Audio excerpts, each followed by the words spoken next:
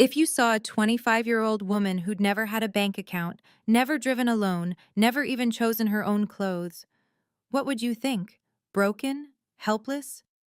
That's exactly what my parents counted on everyone thinking at my birthday party. They'd spent decades crafting the perfect illusion of a dependent daughter who needed their constant protection. The relatives nodded sympathetically when Mom explained, again, how I was too fragile for the real world. But as I stood there in the dress they'd chosen, surrounded by the guests they'd invited, eating the cake they'd ordered, I knew something they didn't. In my backpack sat 10 years of patience, $36,500 in carefully hidden cash, and a one-way ticket to freedom. My name is Penny Irving, and if you're watching this, please subscribe and let me know where you're watching from. This is the story of how I escaped my parents' prison without them ever seeing it coming. Every morning at 7 a.m. sharp, my bedroom door would open. Not knock and open, just open. Mom would stand there with that same practiced smile, holding a cup of herbal tea she'd chosen for me. "Good morning, sunshine," she'd say, as if I was still 5 years old instead of 25. The clothes for the day were already laid out on my chair, always modest, always in colors Mom deemed appropriate. Today's selection, a beige cardigan over a floral dress that made me look like I'd raided a retirement home's lost and found. I'd learned long ago not to argue. The one time I'd bought a red blouse with my weekly allowance, Mom had cried for 3 hours about how I was turning rebellious and breaking her heart. My daily schedule was printed and laminated, stuck to the wall with butterfly tape. 8 a.m. Breakfast with family. 9 a.m. Online work, monitored. 12 p.m. Lunch with Mom. Every minute accounted for, every activity supervised. The laptop on my desk had more parental controls than a kindergarten computer lab. My phone, if you could call it that, had no SIM card, only Wi-Fi access that ran through Dad's network with every site filtered and logged. Social media? Blocked? Dating apps? You don't need those, sweetheart. When the time is right, we'll find you a nice boy from church. Even my bedroom window had a special lock installed for safety. Because apparently, suburban Connecticut was so dangerous that a grown woman couldn't open her own window without supervision. The strangest part? I'd accepted this for so long that it felt normal. At least that's what I let them believe. My job was the perfect prison within a prison. Dad had arranged it, of course, remote bookkeeping for his friend's accounting firm. "You're so lucky," Mom would remind me daily. "Working from home, no commute, no office drama. We've given you the perfect life." Every 2 weeks, my $1,800 paycheck would deposit directly into my parents' account. They'd show me the bank statements, pointing to the growing number in my savings account that I couldn't access. "Look how well we're managing your future," Dad would say proudly. "By the time you're married, you'll have such a nice nest egg." My weekly allowance was $20 cash, handed over every Sunday after church like I was a child getting lunch money. Mom would count it out slowly. 5, 10, 15, 20. That should be more than enough for your needs. What needs? I wasn't allowed to go anywhere alone. Every purchase required a receipt. A coffee from the church cafe? Receipt. A notebook from the dollar store during our supervised shopping trips? Receipt. Mom kept them all in a folder labeled Penny's Expenses, like she was running some kind of forensic accounting investigation on my life. The work itself was mind-numbing, but I was good at it. Really good. My supervisor, Miss Martinez, once emailed asking if I'd like to attend a conference in Boston. Dad replied from my email account, "Thank you for the opportunity, but Penny is unable to travel due to health concerns." Health concerns. That was their favorite excuse. Anxiety, they'd tell people. Fragile constitution. Needs routine and stability. The truth was, I'd never been sick a day in my adult life. But sick was easier to explain than "we keep our daughter prisoner." Friends were a luxury I couldn't afford, literally and figuratively. The few I'd had during homeschooling had gradually disappeared, confused by the endless excuses. "Penny can't come to your wedding, she's not feeling well." "Penny won't make it to the reunion, family obligations." The mailbox might as well have been in another country. Dad collected the mail daily, sorting through it at the kitchen table while I watched from across the room. Birthday cards from distant relatives were opened, read aloud, and filed away. Aunt Jennifer sent you $20, Mom would announce, tucking the bill into her wallet. I'll add it to your savings. Phone calls were a performance art. The landline had no privacy. Mom had removed all the other handsets except the one in the kitchen. If someone called for me, she'd hover nearby, pretending to wash dishes that were already clean. Keep it short, Penny. You know how talking too long exhausts you. The neighbors had stopped trying years ago. Mrs. Henderson next door would wave from her garden, her eyes full of questions she never asked. Once, she'd invited me for tea while Mom was at her book club. I'm not allowed, I'd said simply. She'd never asked again, but sometimes I caught her watching our house with a worried expression. Dating was so far off the table it wasn't even in the same room. The one time a boy from church had shown interest, Dad had taken him aside for a man-to-man talk. The boy never spoke to me again. He wasn't right for you, Mom had said, patting my hand. When God wants you to have a husband, he'll send the perfect one. The perfect one, apparently, would have to get past the fortress they'd built around me first. The grocery store changed everything. It was 10 years ago. I was 15, and Mom had the flu. Dad was at work, and we needed milk. For the first time in my memory, Mom handed me cash and let me walk to the corner store alone. Get milk and come straight back, she'd said weakly from the couch. 20 minutes maximum. Those 20 minutes of freedom hit me like a drug. The cashier gave me change from the $20 bill, 13.50 salads. I stood there, staring at the money in my hand, and made a decision that would change my life. I pocketed $10 and bought a pack of gum to make the change look smaller. Where's the receipt? Mom asked when I got home. My heart hammered as I handed it over. She barely glanced at it, too sick to do her usual forensic analysis. Good girl, put the change on the counter. $3 and change clinked onto the counter. She never asked about the rest. That night, I lay awake planning. If I could take $10 here and there from grocery money, claim prices had gone up, keep the difference. The math was intoxicating. $10 a week would be $520 a year. 5,200 in 10 years. If I could manage more. I found the perfect hiding spot by accident. An old tampon box in the back of my closet. Dad would never look there, and Mom hadn't checked my closet in years, trusting that I kept it organized like she'd taught me. The first $100 took 2 months to save. I wrapped it in tissue paper, my hands shaking with fear and excitement. This wasn't just money. This was possibility. This was hope. This was my secret rebellion, one $10 bill at a time.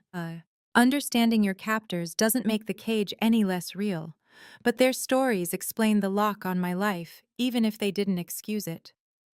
Mom's childhood was a masterclass in abandonment. Her parents had divorced when she was 7, and she'd ping-ponged between houses until neither wanted her anymore. By 15, she was living with an aunt who barely remembered to feed her. I promised myself, she'd tell me while brushing my hair, my daughter would never feel unwanted, never feel unsafe, never feel alone. She'd kept that promise with a vengeance. Dad's story was simpler, but no less scarring. He'd trusted a business partner in his 20s, signed papers without reading them, and lost everything. The man had been his best friend since childhood. Trust is a luxury we can't afford, he'd say, reviewing my receipts.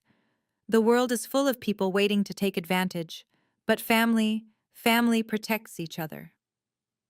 Their marriage was built on this shared fortress mentality. They'd found each other at a support group for people who'd been betrayed, and their love grew from mutual paranoia. Together, they'd created a world where nothing could hurt them, or me, ever again. We're not like other families, Mom would say proudly. We don't let the world corrupt us, we keep each other safe. Safe. That word had become my cage. Safe from friends who might betray me. Safe from boys who might hurt me. Safe from experiences that might change me. safe from any life at all. They genuinely believed they were giving me a gift. Every locked door, every monitored conversation, every controlled dollar, all of it wrapped in love and tied with fear. The perfect prison is the one where the guards think they're saviors. 3 months before my 25th birthday, Mom made the announcement that would seal their fate. "We're throwing you a proper birthday party," she declared over breakfast. "25 is a milestone. We'll invite everyone, family, neighbors, Dad's colleagues. Show them what a wonderful young woman you've become." Dad nodded enthusiastically. "About 30 people. We'll have it catered. Spare no expense for our princess." I kept my face carefully neutral, but inside my mind was racing. 30 witnesses. All those people who'd been told for years about my anxiety, my fragility, my need for protection. They'd all be there to see the truth. "That sounds nice," I said, spreading butter on my toast with steady hands. "Can I help plan it?" Mom laughed. "Oh, sweetie, you know planning stresses you out. We'll handle everything. You just show up and be your sweet self." That night, I sat in my room with my hidden calculator, running numbers. My secret savings had grown to $34,000.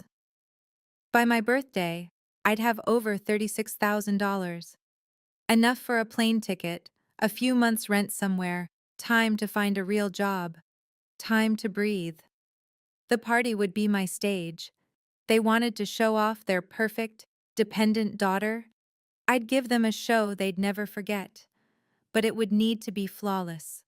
One chance, no rehearsal, no room for error. I started my real planning that night. Passport. I'd convinced them I needed one for work documentation 2 years ago. Bank account. I'd figure that out. Plane ticket. Could buy it online the day of. Luggage. My old backpack would have to do. They wanted a party to remember. I'd make sure nobody would ever forget it. Have you ever felt trapped by people who claim to love you? Sometimes the hardest prisons to escape are the ones built with good intentions. If this story resonates with you, please hit the like button and share your thoughts in the comments. Remember, recognizing control disguised as care is the first step to freedom. Don't forget to subscribe for more stories about setting boundaries and reclaiming your power. Now let me tell you how my plan unfolded. 10 years of grocery shopping had turned me into a criminal mastermind in mom jeans. Every Tuesday and Friday, Mom would hand me her list and exactly calculated cash. "Tomatoes are $3.99 a pound at Sherman's," she'd say, as if I hadn't been buying them for a decade. But tomatoes were actually $2.99. Milk was $3.50, not $4.50. The organic eggs she insisted on? I bought regular and transferred them to the organic carton in the parking lot. Every trip netted me between $10 and $20, depending on how paranoid Mom was feeling that week. The tampon box grew too small by year 3. I upgraded to a metal cash box I'd bought at a garage sale, telling Mom it was for organizing my hair ties. I buried it in the backyard under the rosebush Dad had planted for my 16th birthday. Poetic justice, really. By year 5, I'd saved $20,000. The weight of it terrified and thrilled me. Sometimes I'd sneak out at night just to touch the box, to confirm it was real. My hands would shake as I counted, recounted, added the new bills.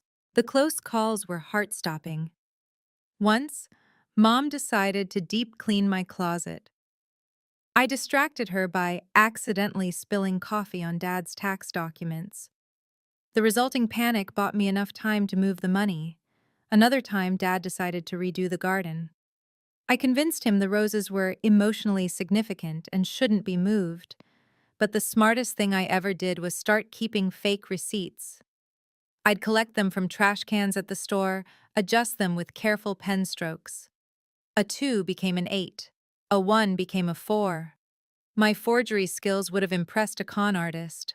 22,000, 28,000, 34,000. Freedom, counted in stolen bills.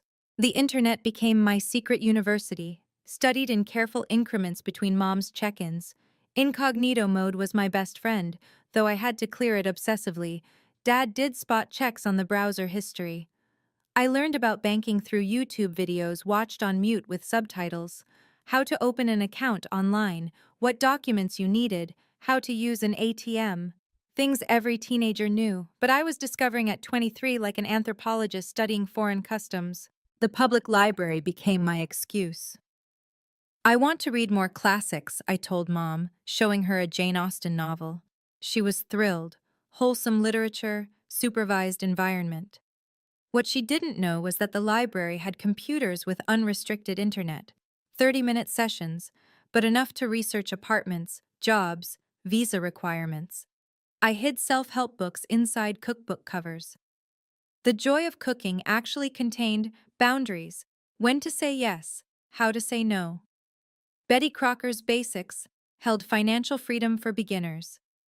I read them in the bathroom, the only place I had privacy. Driving was the hardest skill to acquire, but Mrs. Henderson's nephew, Tyler, worked at the DMV.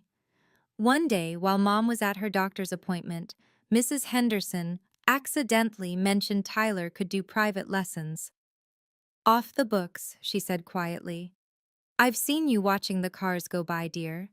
6 secret lessons in Mrs. Henderson's old Honda, always when Mom had her monthly church committee meetings.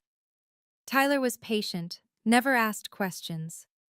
The day I passed my driving test, Mom thought I was at the library.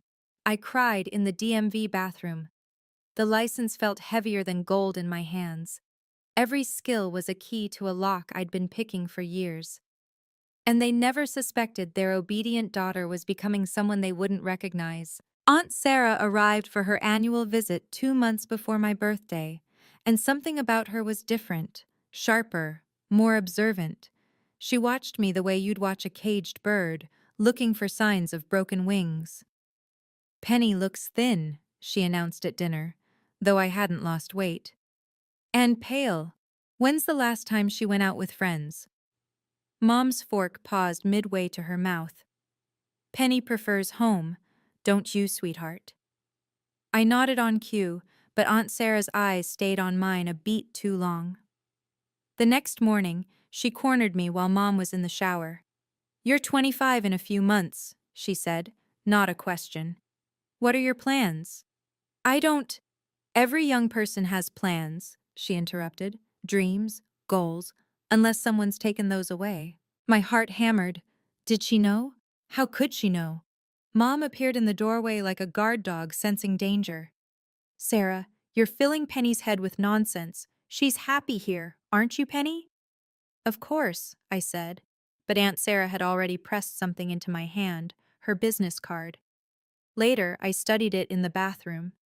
On the back, in tiny handwriting, "If you ever need anything, call me."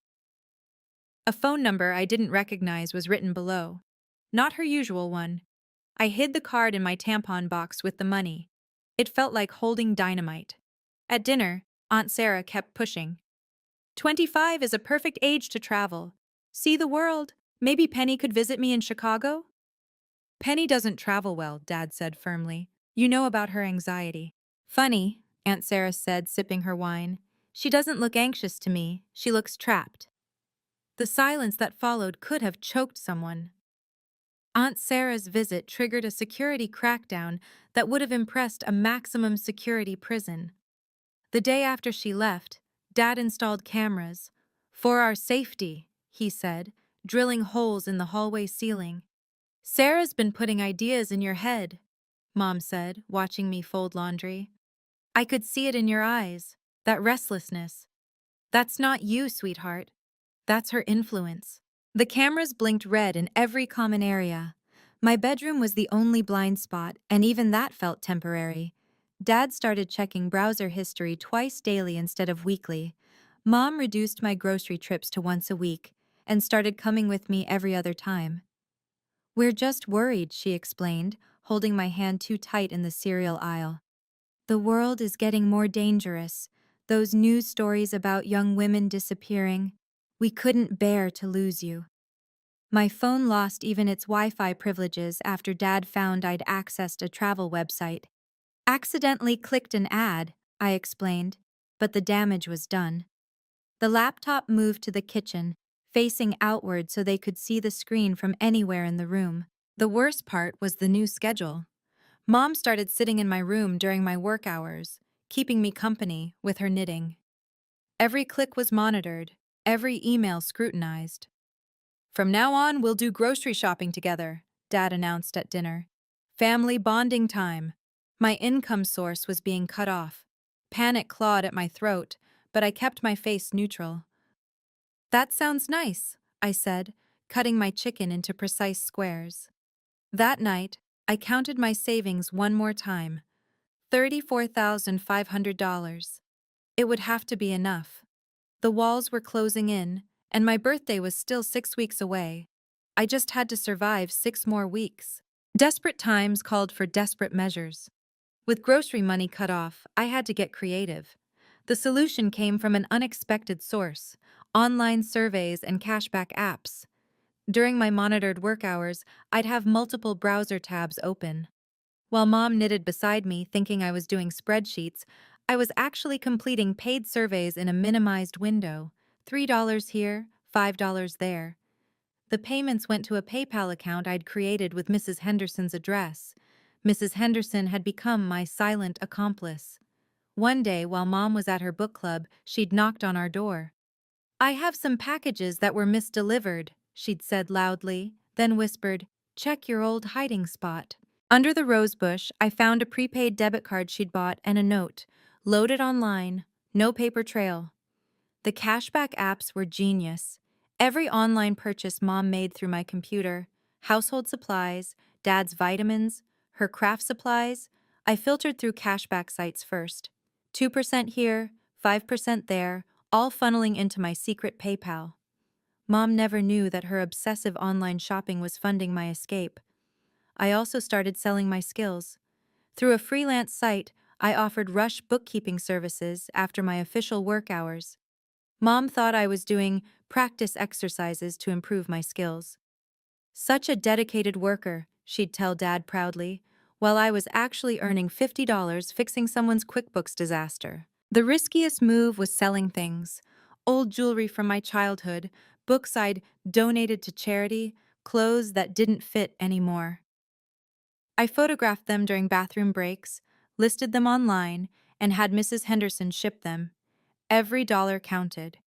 By 3 weeks before my birthday, I'd scraped together another $2,000, $36,500 total.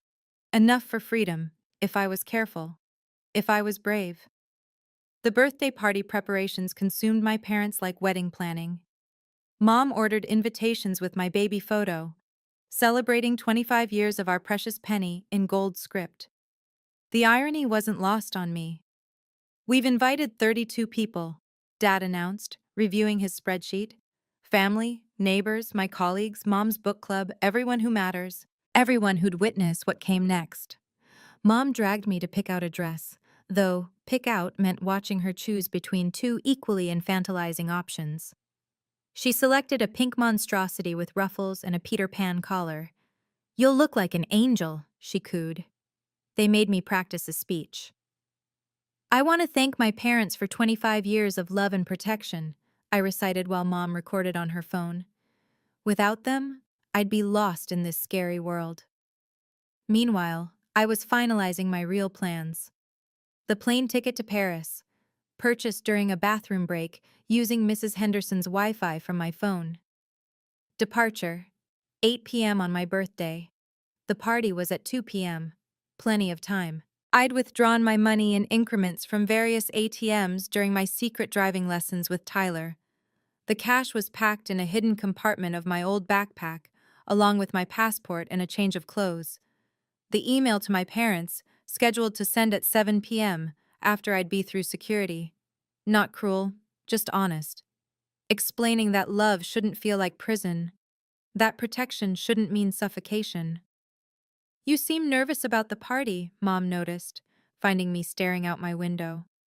"Just excited," I lied, watching a plane trace across the sky. "Don't worry," she said, kissing my forehead.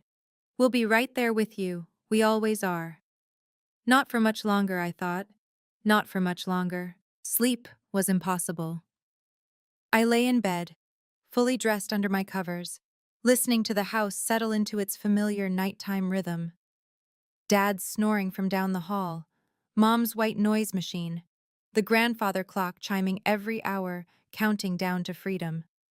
At 2 a.m., I crept to my desk and read the letter I'd written one more time. Dear Mom and Dad, by the time you read this, I'll be gone. Not because I don't love you, but because I do. Love shouldn't feel like drowning. Protection shouldn't feel like prison. You taught me to be careful, to plan, to save. I learned those lessons well, maybe too well.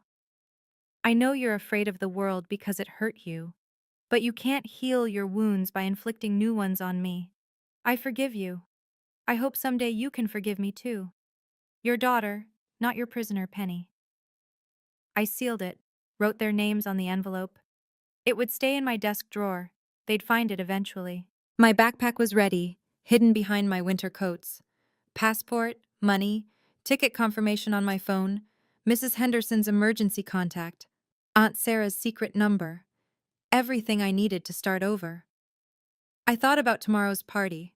Mom's face when I stood up to speak. Dad's expression when he realized their careful control had created not dependence, but determination. The guests' reactions when the truth came out. Part of me felt guilty. They'd be humiliated, heartbroken. But I thought about Mrs. Henderson's words from earlier that week. Honey, setting yourself on fire to keep others warm isn't love. It's sacrifice, and you've sacrificed enough. The clock chimed 4 a.m. In 10 hours, the party would start. In 6 hours, I'd begin my last day as their prisoner. The party unfolded like a perfectly choreographed play. Mom had outdone herself. Pink balloons everywhere, a 3-tiered cake, catered finger foods that cost more than most people's rent. I stood in my ridiculous pink dress, greeting guests like a wind-up doll. Penny looks wonderful, Dad's colleague remarked. You must be so proud. She's our whole world, Mom replied, arm locked through mine. We don't know what we'd do without her. You're about to find out, I thought, smiling sweetly. Aunt Sarah arrived fashionably late, her eyes immediately finding mine. She took in the dress, the hovering parents, the way I stood like a mannequin, and her jaw tightened. When she hugged me, she whispered, Whatever you're planning, I'm here. My backpack sat innocuously by the coat closet, looking like any other guest's bag. Inside, my entire future. Mrs. Henderson brought her famous potato salad and a card. For the birthday girl, she said loudly, then softer. You've got this, dear. As guests mingled, Mom pulled me from group to group. Penny's never been on a plane, she told her book club. Can you imagine? She's such a homebody. Penny doesn't drive, Dad informed his colleagues. No need when we take her everywhere. She's thinking about marriage soon, Mom lied to the relatives. We've been talking to Pastor Brown about introducing her to his nephew. Each lie stacked like kindling. Soon, I'd light the match. Speech time, Dad announced, clinking his glass. The room quieted, 32 faces turning toward us. Mom beamed, video recording on her phone. Penny's prepared something special. I stood, my legs surprisingly steady, picked up my backpack, slung it over one shoulder. Mom's smile flickered, confused. Thank you all for coming, I began. I have something important to say. 25 years ago, my parents made a promise, I began, my voice carrying across the silent room. They promised to protect me from a world that had hurt them. They've kept that promise with incredible dedication. Mom nodded approvingly, still recording. Dad stood taller, proud. They taught me so many things. Patience, waiting for the right moment, observation, noticing every detail, planning, thinking 10 steps ahead. I paused, meeting Aunt Sarah's eyes. And most importantly, they taught me that sometimes love can become a cage. The room shifted uncomfortably. Mom's smile froze. For 25 years, I've never had a bank account, never driven alone, never chosen my own clothes, my own food, my own friends. My voice stayed calm, factual. My paychecks go to their account. My mail gets screened. My internet is monitored. Cameras watch me in my own home. Penny, Dad warned, stepping forward. You're confused. Your anxiety. I don't have anxiety, Dad. You have anxiety about losing control. I pulled out my driver's license. I learned to drive in secret, passed my test 3 months ago. Gasps rippled through the room. Mom's phone shook in her hand. Every grocery trip for 10 years I saved money. $10 here, 20 there. Mom, remember when tomatoes cost $5 a pound? They were actually $3. The organic eggs you love? I bought regular. Her face went white. You stole from us? I saved my own money that you never let me access. I remained steady, factual. Money I earned but couldn't touch. Money that was mine. The relatives started murmuring. Mrs. Henderson stood straighter, chin raised. Aunt Sarah moved closer to me, protective. And today, I continued, I'm using that money to leave. You can't leave, Mom laughed, but it sounded hollow. You don't have any money. You don't have anywhere to go. I pulled out the bank statement from my backpack, held it up. $36,500. 10 years of saving, Mom. Every receipt you made me keep, I kept my own too. The paper shook as she grabbed it, eyes scanning the number over and over. This is fake. This has to be fake. It's real, Mrs. Henderson spoke up. I helped her open the account. A grown woman deserves access to her own money.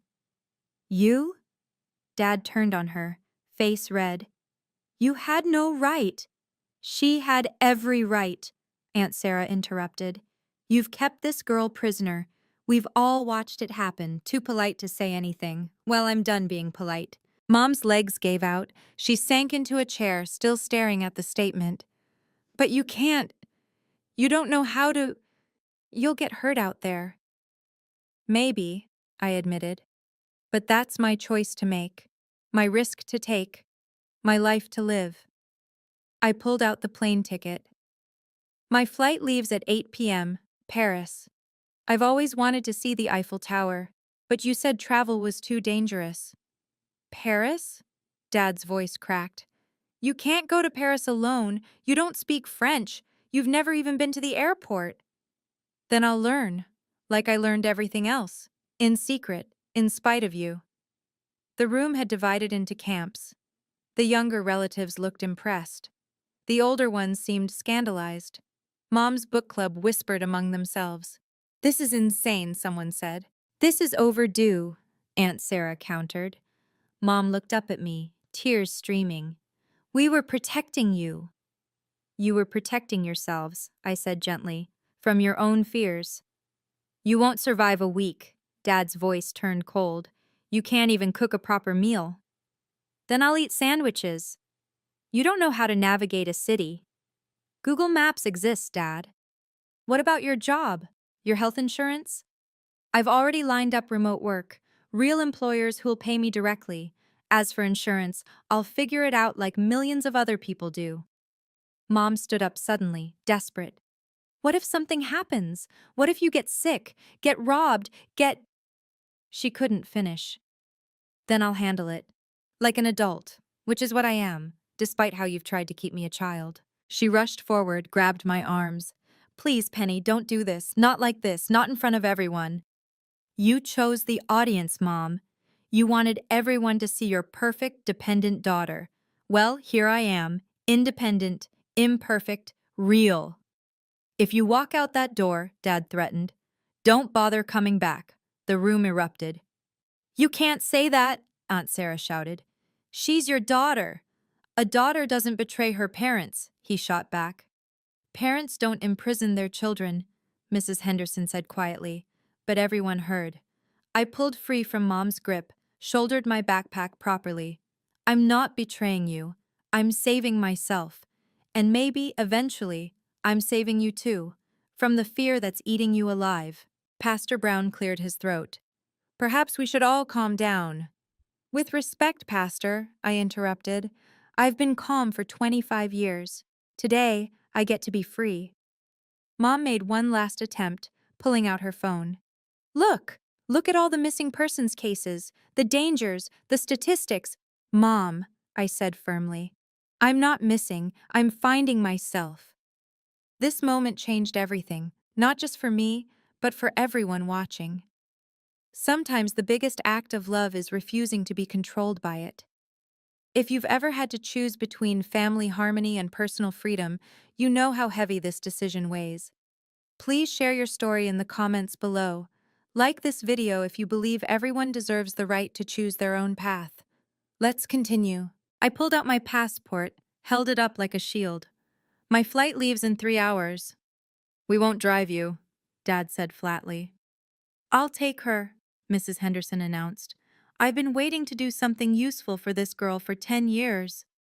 Me too, Aunt Sarah added. I'll follow in my car. Mom collapsed back into her chair, sobbing.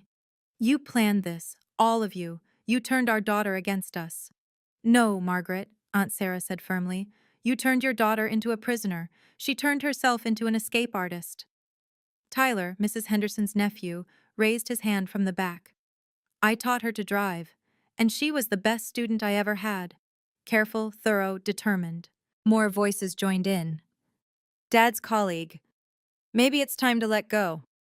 Mom's book club friend. 25 is old enough to make choices.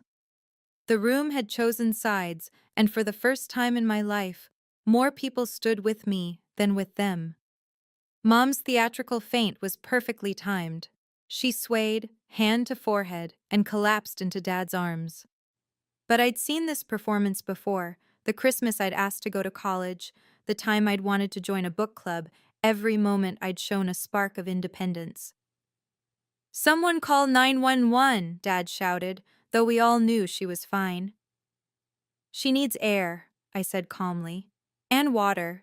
She'll come around in about 30 seconds. She always does. Sure enough, Mom's eyes fluttered open right on schedule, finding the audience she'd expected. But instead of sympathy, she met skepticism. Margaret, stop it, Aunt Sarah said bluntly. This manipulation is exactly why Penny's leaving. The room erupted in arguments. Cousin Janet shouted about family values. Mrs. Thompson from Mom's book club argued about a parent's right to protect. Uncle Bill started lecturing about respect for elders. But the younger cousins were on their phones, some recording, others texting. This is insane, Cousin Amy said. Penny, good for you. You're all witnessing abuse, Aunt Sarah announced loudly. Financial abuse, emotional abuse, and you're debating family values? Dad stood up, face purple with rage. Everyone out, party's over. No, I said firmly. This is my party. They can stay if they want to witness the truth. He lunged for my backpack. I stepped back, and Tyler stepped between us. Sir, I don't think you want to do that. You're making a mistake, Mom wailed from her chair. You'll be back in a week, begging for forgiveness. Maybe, I said. But that'll be my mistake to make. The room held its breath, waiting to see who would break first. I pulled the letter from my pocket, the one I'd written at 2 a.m. I wrote this for you to read later, but maybe everyone needs to hear it. Mom shook her head frantically, but I began reading. Dear Mom and Dad, by the time you read this, I'll be gone. Not because I don't love you, but because I do. Love shouldn't feel like drowning. Protection shouldn't feel like prison. Mom's sobs grew louder. Dad stood frozen. You taught me to be careful, to plan, to save. I learned those lessons well. Maybe too well. I know you're afraid of the world because it hurt you, but you can't heal your wounds by inflicting new ones on me. Stop, Dad said quietly. Please. I continued, my voice steady. Mom, I know your parents abandoned you. Dad, I know your friend betrayed you. But I'm not them. I'm not leaving to hurt you. I'm leaving to live. The room was silent except for Mom's crying. I forgive you, I read, for the locked windows, the monitored calls, the stolen independence. I forgive you because I understand fear, but I won't inherit it. Aunt Sarah was crying now too. Mrs. Henderson dabbed her eyes. I hope someday you can forgive me too, for the deception, for the public goodbye, for choosing myself over your fears. Your daughter, not your prisoner, Penny. I folded the letter, placed it on the gift table between wrapped presents I'd never open. That's beautiful, honey, Mrs. Henderson said softly. That's betrayal, Dad countered, but his voice had lost its edge. Mom looked up at me, mascara streaking her cheeks. We just wanted to keep you safe. I know, I said gently, but safe isn't living. The first surprise came from Pastor Brown. Robert, Margaret, he said gently, perhaps God's plan for Penny is bigger than your fears. Mom gaped at him. You're supposed to support family unity. I support healthy families, he corrected. What I've witnessed here isn't healthy. Then Dad's colleague, Mr. Chen, actually Mr. Smith, spoke up. I've wondered for years why Penny never came to company picnics. Now I know. Robert, you've imprisoned your daughter. You don't understand, Dad protested. The world. I have 3 daughters, Mr. Smith interrupted. They've all traveled, worked, lived. Yes, they've been hurt. They've also thrived. That's life. Mrs. Henderson pulled out her phone. I've documented things over the years. Photos of Penny watching from windows while other kids played. The delivery logs showing she never left the house. The way you answered for her at every interaction. You spied on us? Mom gasped. I watched a girl grow up in captivity and said nothing for too long. That's my guilt to bear. Cousin Amy stood up. I'm posting this. People need to know this happens. Don't you dare, Dad threatened. Or what? You'll lock her up too? Amy was already typing. Aunt Sarah pulled out an envelope. Penny, I've been saving too, for when you were ready. She pressed it into my hands. $3,000. Use it well. Sarah, Mom cried, you're my sister. Which is why I'm helping your daughter escape the prison you built. More envelopes appeared. Mrs. Henderson, Tyler. Even Pastor Brown slipped me a card. My nephew runs a hostel in Paris. His number's inside. The rebellion was complete. My parents stood isolated in their own party, surrounded by people choosing freedom over fear. I stood at the door, backpack secured, surrounded by unexpected allies. Mom and Dad remained frozen in the center of their ruined party, pink balloons mocking the scene, the 3-tiered cake untouched. Last chance, Dad said, his voice hollow. Stay, and we'll forget this happened. That's the problem, Dad. You want to forget everything that doesn't fit your script. Mom made one final attempt, rushing forward. What about your things, your clothes, your books? Keep them. They were never mine anyway. You chose them all. She grabbed my hand, her grip desperate. Please, baby, please don't leave me. For a moment, I saw her not as my captor, but as the abandoned 7-year-old she'd never stopped being. Mom, I'm not leaving you. I'm leaving the prison. There's a difference. We won't support you, Dad said. Not one penny. I almost laughed at the irony. Dad, I've been supporting myself in secret for 10 years. I don't need your money. I need my freedom. Aunt Sarah stepped forward. They'll always have my support, Robert. The support you should be giving. Mrs. Henderson jingled her car keys. Ready, dear? I took one last look at the house I'd grown up in. Every corner held a memory, most of them involving locked doors and monitored moments. But there were good times too, before the fear consumed them completely. I'll email when I land, I offered. If you want to stay in touch, it'll be on my terms. Mom's legs gave out for real this time. Dad caught her, and for once, they looked their age, 2 terrified people who'd built their entire world around controlling mine. Goodbye, I said, and walked out the door. The airport overwhelmed me. After 25 years in a controlled environment, the chaos was intoxicating. People rushing everywhere, announcements in multiple languages, freedom in motion. Mrs. Henderson hugged me at the security checkpoint. I'm proud of you, honey. Should have helped sooner. You helped when it mattered, I assured her. Aunt Sarah handed me a new phone. Prepaid. Your parents can't track it. My number's already in there. Why? I asked. Why help me against your own sister? Because I watched Margaret turn from a scared little girl into a controlling woman.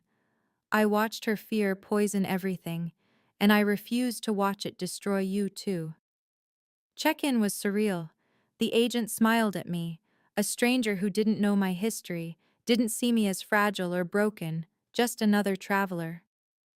First time to Paris? She asked. First time anywhere, I admitted. How exciting. Window or aisle? A choice, my choice. Window, please. Security was nerve-wracking. I'd researched it online, but doing it was different. Shoes off, laptop out, arms up for the scanner. Each step felt like shedding another layer of my old life. Sitting at the gate, I turned on the phone Aunt Sarah gave me. 47 missed calls on my old phone, which I'd left turned off. I typed out a simple text to the new number Aunt Sarah had given my parents. I'm safe. I'm okay. I love you both. But I need to learn who I am without you defining me. Please respect that. Then I turned it off. For the first time in my life, I was unreachable, unmonitored, uncontrolled. The boarding announcement came in English and French.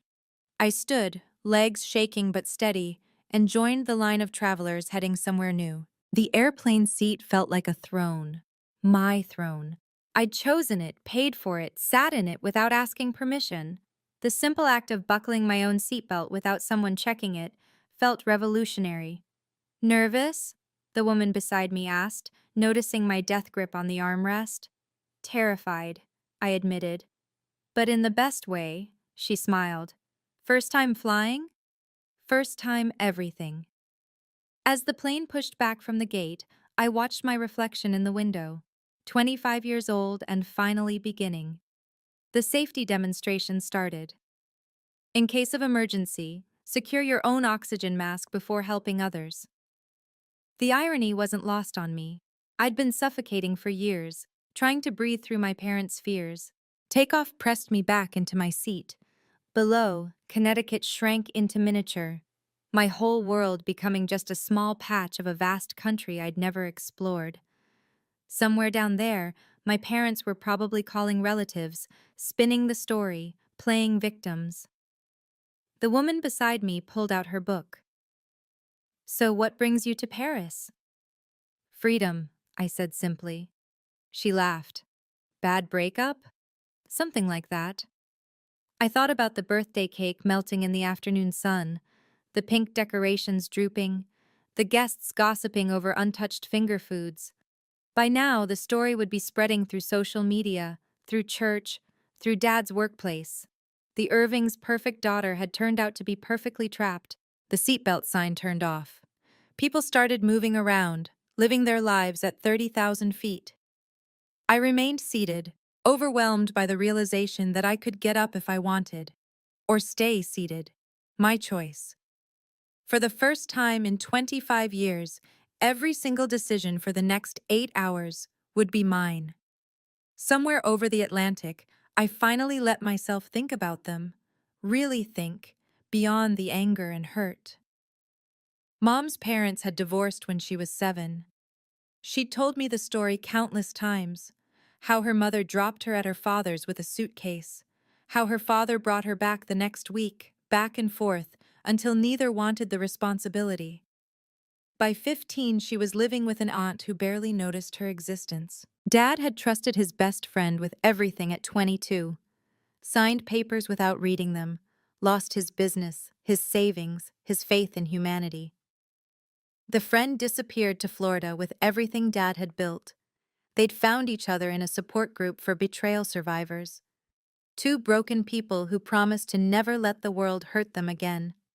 Then I came along, their chance to do it right, to create one person who'd never feel abandoned, betrayed, or alone. They'd succeeded too well. I'd never felt alone because I'd never been alone. Never felt betrayed because I'd never been trusted to make relationships. Never felt abandoned because they'd never let me go. Their love had metastasized into control. Their protection had become a prison. Their fear had become my inheritance, one I was finally refusing to accept. I pulled out a napkin and wrote, "Things I'll do in Paris. 1. Get lost. 2. Eat alone in a restaurant. 3. Make a mistake. 4. Fix it myself.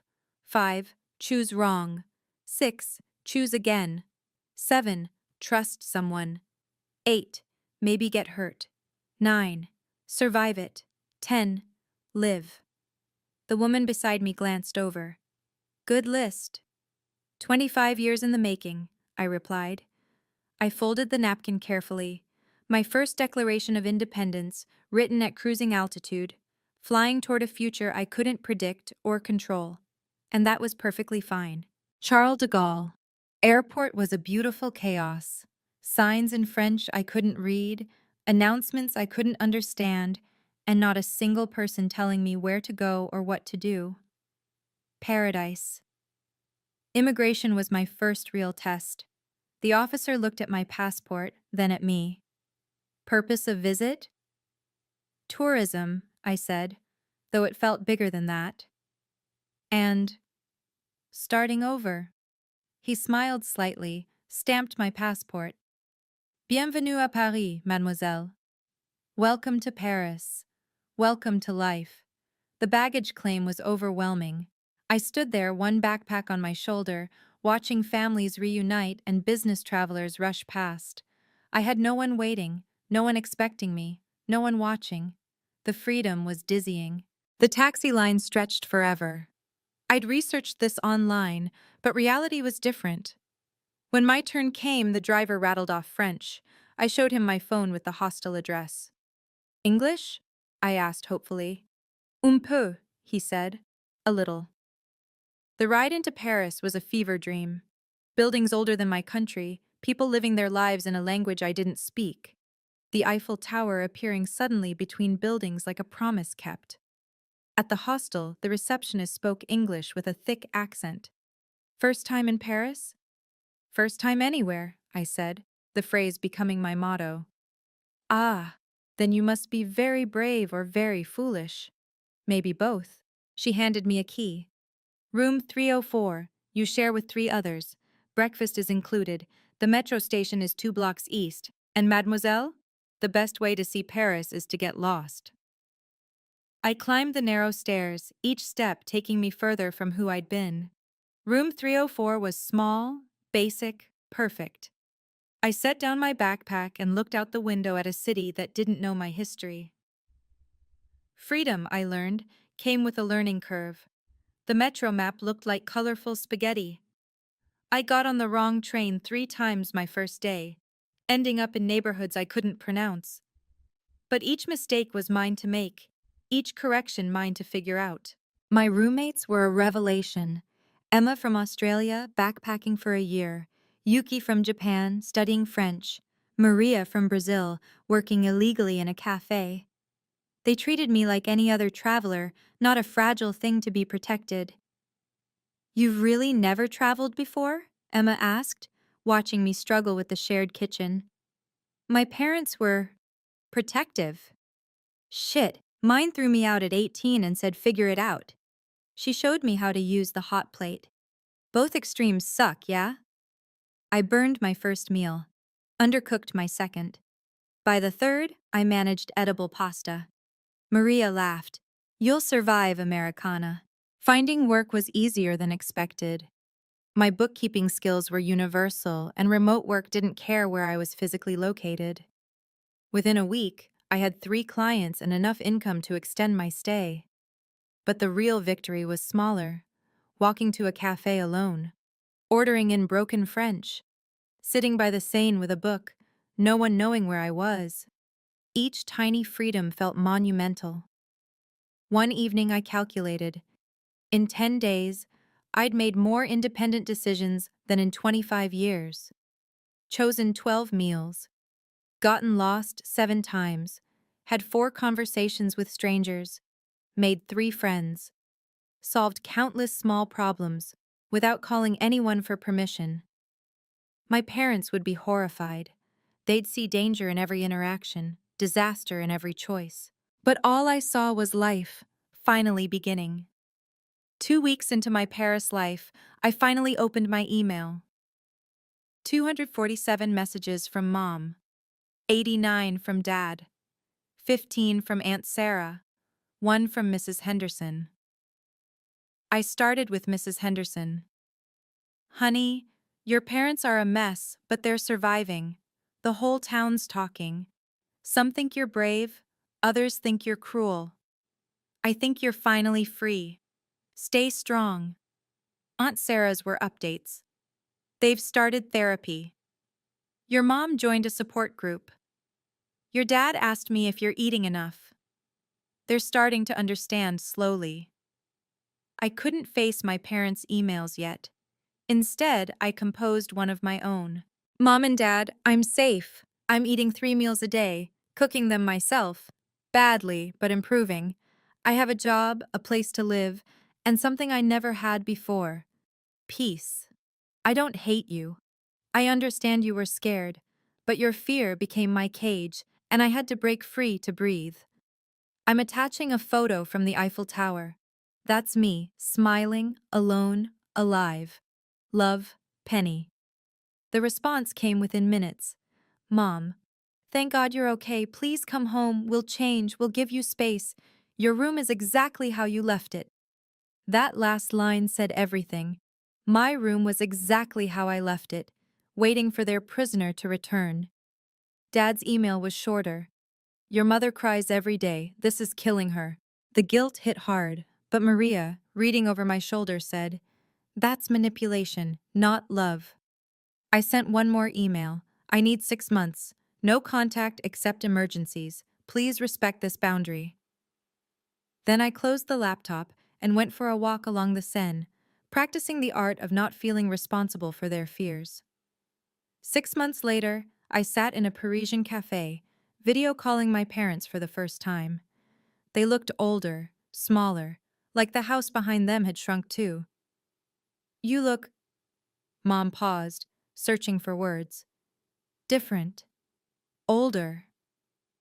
I look like myself, I corrected gently. Are you coming home? Dad asked, though his voice held less demand than before. I am home. Paris is home now. I have a job, an apartment, friends.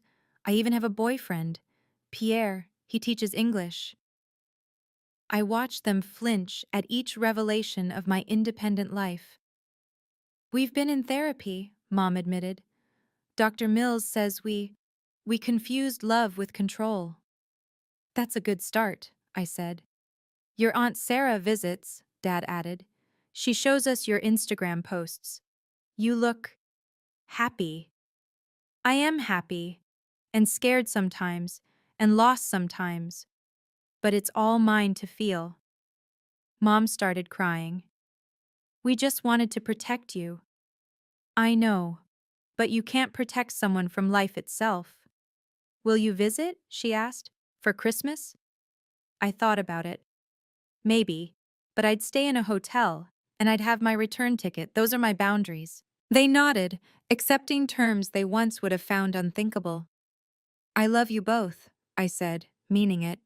But I love myself too, and that person needs to live her own life, make her own mistakes, find her own way. We're learning, Dad said quietly. Slowly, but we're learning. After we hung up, I walked to my favorite spot by the Seine. The city lights reflected on the water, and I thought about cages, how they're often built with love, locked with fear, and can only be opened from the inside. I was finally, truly free. Freedom isn't free. It costs courage, planning, and sometimes relationships. But living authentically is worth every sacrifice. If my story inspired you to examine your own boundaries, please subscribe and hit the notification bell. Share this with someone who needs to hear that escape is possible. Comment below. What boundaries do you wish you'd set sooner? Remember, it's never too late to choose yourself. Thank you for listening to my journey.